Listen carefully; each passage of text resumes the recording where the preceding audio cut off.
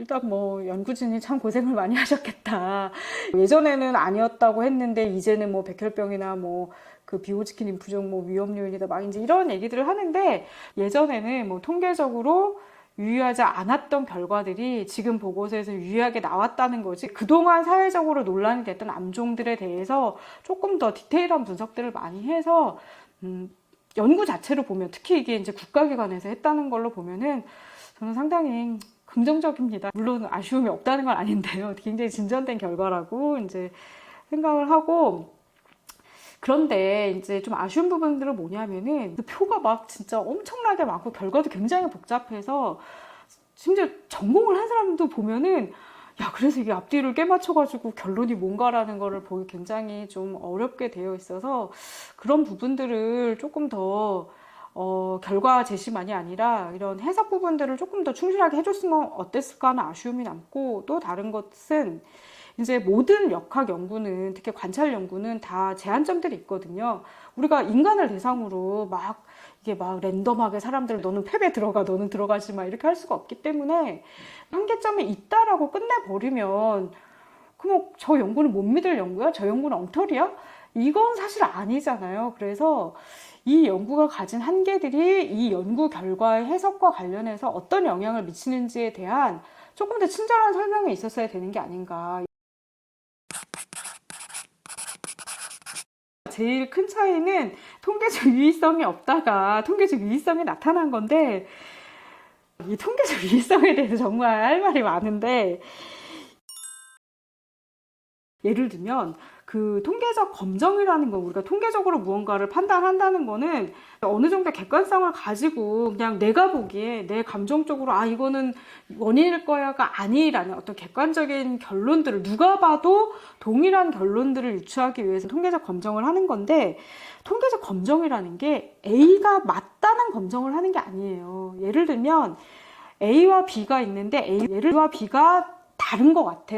예를 들면 A 집단이 B 집단보다 뭐 키가 더 큰 것 같아. 그러면은 통계적 검정을 하는 거는 A가 B보다 키가 크다를 검정하는 게 아니라 귀무가설을 검정을 해요. 즉 귀무가설이라는 거는 차이가 없다라는 거예요. 그래서 A는 B라는 걸 검정을 해요. 그래서 A는 B라는 걸 검정을 해서 만약에 그 기각하지 못하게 되면 차이가 없다라는 결론으로 이어지는 거고, 그게 만약에 기각이 되면 A와 B가 같다는 거를 기각했기 때문에 같지 않다라는 결론으로, 그러니까 직접 증명이 아니라 간접적인 증명을 하는 방식이거든요. 그 얘기는 뭐냐면은, 그러면 우리가 예상되는 결론이 있는 거예요. 예를 들면 한번 제가 사례를 들어볼게요. 우리가 동전을 던지면 2분의 1의 확률로 앞이 나오거나 뒤가 나오잖아요. 내가 조작하지 않은 멀쩡한 동전이에요. 던지면은 앞이나 뒤가 2분의 1 확률로 나오리라는 건 내가 알고 있는데, 만약에 10번 던지면 정확하게 5번 나와요? 안 나오잖아요. 어떤 때는 뭐 2번, 8번 나오기도 하고, 어떤 때는 뭐 4번, 6번 나오기도 한단 말이에요. 그러면은 예를 들면 4번, 6번 나오면 아, 이건 충분히 나올 수 있는 일이지라고 생각을 할 거예요. 근데 10번을 던졌는데 한 번도 앞이 안 나오게 해서 10번만 뒤가 나. 그럼 이거 동전에 누가 조작한 거 아니야? 이런 생각을 하게 되죠. 그러면 기준을 정해야죠.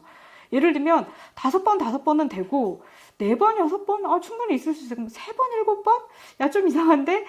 2번, 8번? 그러면 이제 좀 의심이 깊어져. 이거 동전에 뭔가 조작이 가해지. 그러면은 누군가는 기준을 만들어 놔야 돼요. 어디부터는 뭔가 이상하다. 이 차이는 그냥 통상적으로 우연에 의해서 나타날 수 있는 차이다라는 기준을 우리가 정해둬야 되거든요. 그래야 판단을 하죠.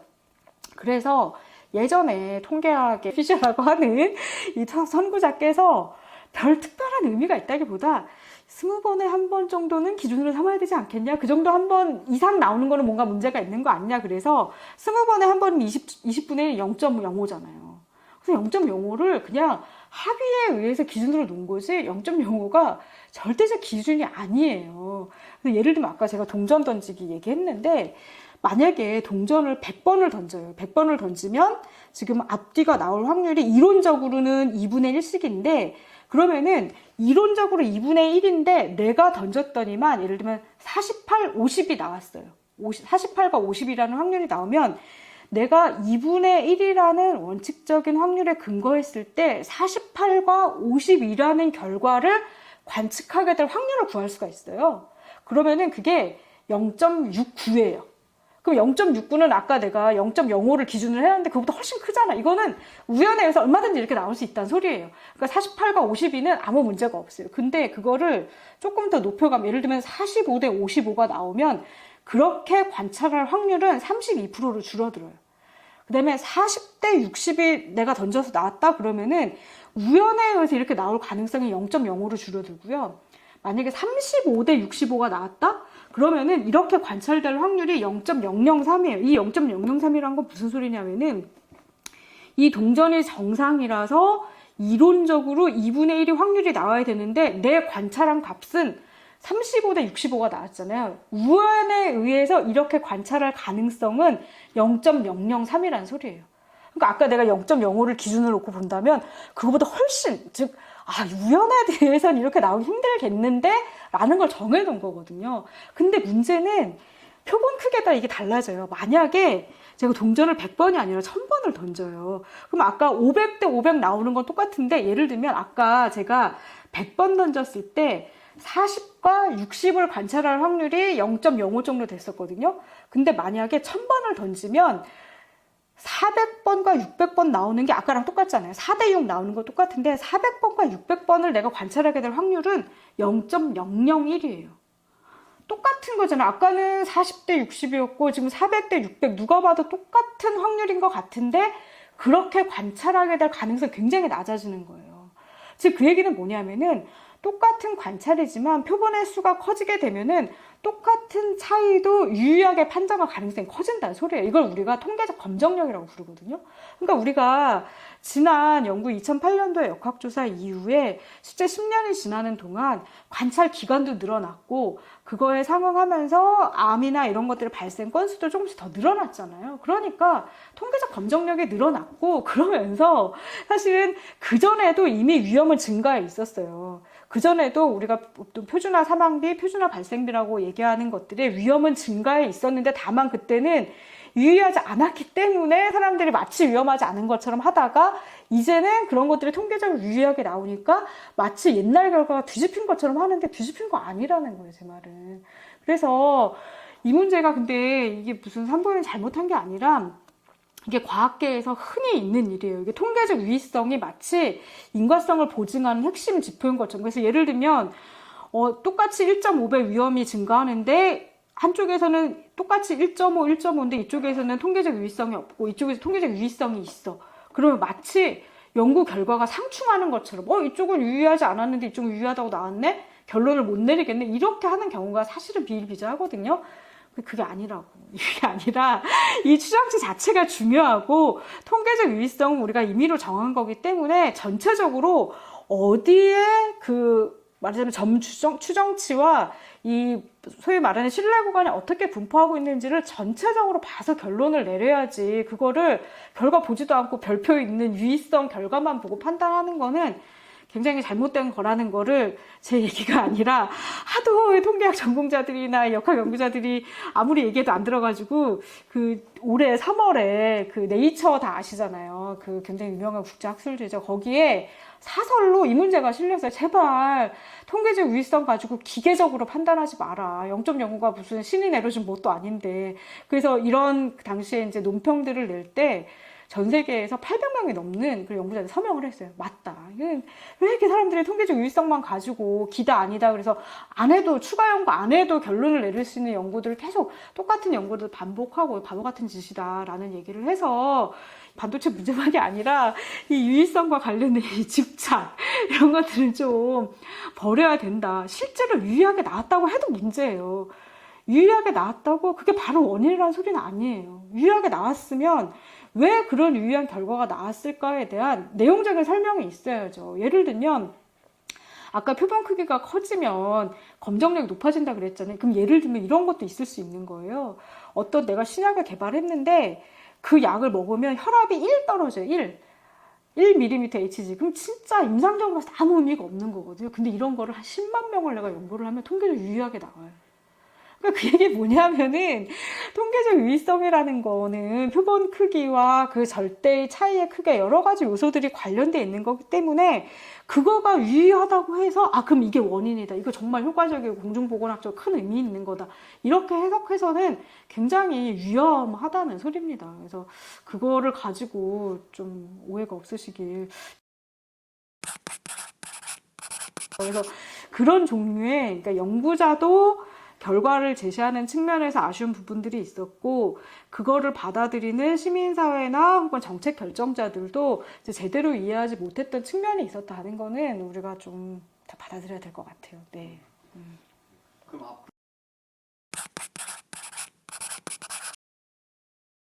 암이라는 게 우려가 있는 게 뭐냐면은 연구가 가진 여러 가지 한계들이 있잖아요.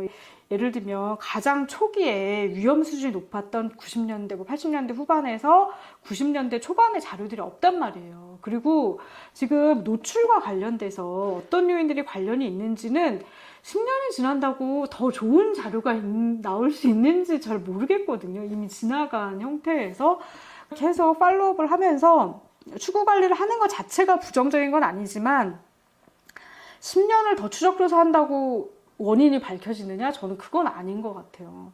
더 심각한 문제는 이런 작업 환경이 위험하다 이런 것들이 알려지면서 이제 외주화가 이제 협력업체로 이런 문제들이 더 많이 빠져나가고 아예 외국으로 이제 작업 현장들이 옮겨가면 우리가 겉으로 보기에는 점점 더 사업장들은 보기에도 안전해지고 또 실제로도 안전해질 거란 말이에요. 그냥 두지는 않겠죠. 그러니까 점점 더 안전해지고 계속 팔로우업을 해나가는 거는 추적 기간을 연장한다. 그래서 통계적 검정력을 높이고 혹시 우리가 모르던 문제들, 뭐 그동안에 표본 크기가 별로 안 돼서 모르던 뭐 희귀암이나 다른 문제들을 확인하는 데는 도움이 되겠지만 원인적 연관성을 찾는 데에는 여전히 답이 없다는 거예요. 그래서 그거는 조금 다른 방식으로 좀 해결하는 방안들이 필요할 것 같고, 또 이게 지금 이제 대기업들만 들어와 있는데, 뭐 지원보상위원회도 지금 대기업들로만 구성이 돼 있고, 문제가 이런 식으로, 중소, 뭐 협력업체 이런 데로 빠져나가고 해외로 빠져나간다고 한다면, 향후의 연구는 사실은 전체적인 산업 기반, 그리고 플러스 이제 국제 공조에 의한 소위 말하는 감시체계 서베일런스가 조금 더 이루어져야 되는 게 아닌가. 이 사실 연구가 80년대부터 해가지고 특히 이제 90년대를 이제 피크로 해서 미국, 영국, 그다음 타이완 이렇게 막 연구들이 있었는데 결론이 다 똑같아요. 왜냐하면 표본수가 한정돼 있잖아요. 특히나 개별 국가에서. 예를 들면 그 영국에서 했던 연구들을 보면은 영국의 이제 반도체 회사 두 개, 웨스트 미들랜드랑 그 NSUK라는 그 내셔널 세미컨덕터인데 그 노동자 숫자가 한 1000명, 4000명밖에 안 돼요. 근데 그런 거 계속 뭐 10년, 20년, 30년 해봤자 표본 크기가 작아가지고 계속 결론이 똑같아요. 추가 연구가 필요하다. 뭐 언제까지 추가 연구할 거냐. 그래서 그렇다고 한다면 미국에서 제일 큰 사업장을 산 연구도 10만 명. 사실 한국에 이 경우에도 반도체 산업도 20만 명 하면 굉장히 많은 거긴 한데 보세요. 암 환자가 수천 명이 아니거든요. 우리가 암이라는 게 발생률이 10만 명당 몇 명으로 나가기 때문에 20만 명이라면 굉장히 많은 것 같지만 거기서 예를 들면 성별로 구분하고 또 뭐 근무 기간별로 분석하고 이렇게 해보면은 막상 그 각각의 소집단별로 가면은 막 뻥뻥 비는 셀들이 생기는 거라서 그런 문제들을 다 고려한다면 이게 개별 국가 혹은 개별 사업장이 아니라 좀 전 세계적인 공조가 필요한 것 같다. 이 공조 과정에는 그런 직업성 질환의 인정 여부와 무관한 그런 종류의 경고 사건에 대한 서베일런스 같이 돼야 된다. 어떤 식으로 좀 깨달았냐 하면은 그 예전에 저희가 이 문제를 가지고 미국 공중보건학회 발표를 하러 간 적이 있었어요. 그래서 그 미국에서 그 IBM 소송을 지원을 했던 클랩 교수 발표 자료를 봤는데 보니까 그때 암만 분석을 한 게 아니었었어요. 학술지에는 암만 나왔거든요. 암과 관련된 분석 결과만 나왔는데 그랬을 리가 없잖아요. 그래서 여러 가지 5만 가지 질환을 다 했었고 다발성 경화증이 있더라고요. 근데 이제 위험비가 좀 증가하는 걸로 나왔어요. 그래서 제가 나중에 이제 이메일을 보내가지고 물어보니까 실제 그런 몇몇 뭐 파킨슨이나 뭐 루게릭이나 뭐 다발성 경화증 이런 몇몇 질환들이 위험을 의심할 만한 단서들이 나오긴 했던 거예요. 근데 그거는 당시에 소송과 관련된 당사자들이 아니기 때문에 일부 사례들은 그냥 법정까지 안 가고 변호사들의 중재에 의해서 해결이 다 돼버린 거예요. 만약에 그 당시에 그런 것들이 산재 인정이 되거나 아니면 사람들이 충분히 동의를 해서 학술 논문으로 나왔더라면 국내에서도 사례들이 있었는데 입증할 방법이 없잖아요. 아직 직업병이 인정되기 전이라도 공유가 된다면 나 몰랐는데 이런 사례들이 증가했더라라는 게 공유가 된다면 사실은 직업병과 관련된 연구 측면이든 노동자들의 어떤 안전대책 마련하는 측면에서든 훨씬 도움이 됐을 텐데 앞으로 그런 국제 공조의 서바일런스가 된다면 꼭 직업병만 하는 게 아니라 아직은 모르니까 지금 이게 반도체 산업에서 쓰이는 물질들을 엔지니어들도 다 모르잖아요. 그다음에 이제 생식독성 이슈를 조금 더 본격적으로 다루면 좋겠다. 암 같은 경우는 잠복기 되게 길잖아요. 근데 생식독성은 비교적 짧은 기간에 벌어지고 또 건수가 많거든요. 뭐 생리불순 이런 거 아니면 유산, 암은 뭐 10만 명당 한 명이고 뭐 한 5년, 10년 있어야 되는데 노출이 되면 빠른 시일 내에 우리가 결과물들을 팔로우업 할 수 있기 때문에 생식독성과 관련된 이슈들을 좀 그런 모니터링 체계를 갖춘다면 굳이 10년, 20년을 기다리지 않아도 그 기전은 비슷하거든요. 어떤 이 셀에 뭔가 이 밑에 그 돌연변을 일으킨다는 건 비슷하기 때문에 문제 해결을 하는데 도움이 되지 않을까. 뭐 특히 이제 연구 측면에서 그런 생각들을 이제 갖고 있습니다. 그 선생님께서 역학조사 해석할 때 있어서 네. 건강 노동자 효과를 네. 많이 주셨는데 네.